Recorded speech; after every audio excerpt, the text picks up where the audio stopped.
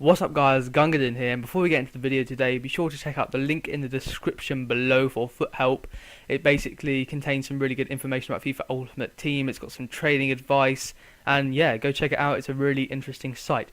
But anyway, the video today, I've been looking forward to releasing it for you guys. It's Team of the Season Danny Ings. He costs 98k, just under the 100k limit. He is 74 rated English Silver, and I am seriously looking forward to trying him out and delving deeper into his card, because it looks like a really decent card. Although he's only got 69 shot on his face stat, he has got 77 dribbling, which he's 5'10", so it shouldn't be too stiff. 74 heading, which he could be decent in the air and hold things up, maybe get a few headers in. But his main stat, 92 pace.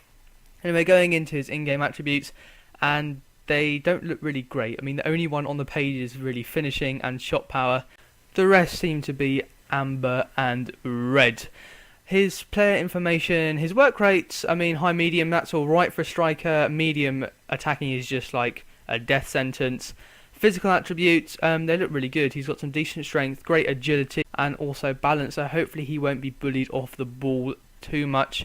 But his aggression is basically non-existent. I think strength and aggression go 2 and 2 together. If you've got good strength and aggression, then you should be able to force the defenders away from you.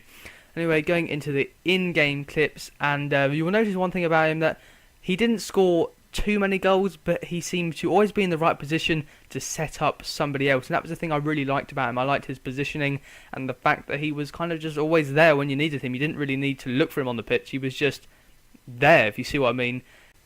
Now, if there was one thing that I was pretty surprised about, it was Danny Ings' heading. It was pretty damn good. He got some flick-ons to Wilson that you just could see here, and also in the next clip he rises above the defender to power in across the face of goal, back where the goalkeeper was coming from, and he finishes really nicely. I did think he had really good finishing in the penalty area, but outside the penalty area his shot power and long shots were awful. They were dire, they picked up no pace whatsoever, and unless you got it really perfect, like right in his stride, then he would not really trouble the keeper at all. The keeper would just take the sting out of the shot, and he'd just basically parry it down and pick it up, or it would go out to the defender. I didn't really get any corners from him at all, so I was a little bit annoyed about that. His strength seemed good, and I loved his crossing. His crossing was fantastic. I played him in a pair up front with Wilson, and he really did manage to feed. He fed Wilson so many times with great balls, great crosses, and he could always hold off the defenders, get to the byline, cross it in. Wilson headed it. The only thing I would say about him was his weak foot was not great from the left-hand side, but apart from that, his crossing and passing I found sublime. I thought it was really, really good. Anyway guys, I do hope that you did enjoy this video and it was useful for you, whether you're going to buy Danny Ings or not. I thought he was a pretty decent player, and that's why I'm going to give him an 8.5 out of 10. A quick recap, and his negatives were his 3-star skills and 3-star weak foot. Many of you out there will not like that about him. He's got really dire long shots and shot power, like basically non-existent, won't trouble the keeper at all from outside the area.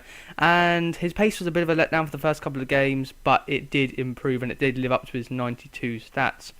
But his positives are a lot more. Great dribbling, great heading, great linking play. I mean, he seemed to always be there in the right place. His passing was amazing. I completely underestimated that stat. He seemed to feed Callum Wilson all the time, crossing in or just a through ball or over the top chip. That was really good. He had some decent strength, so he could shield defenders from the ball, batter them off, and give the ball to another teammate. So guys, if you did like this video, I'd appreciate it if you did drop a like, subscribe, share with your friends, and peace.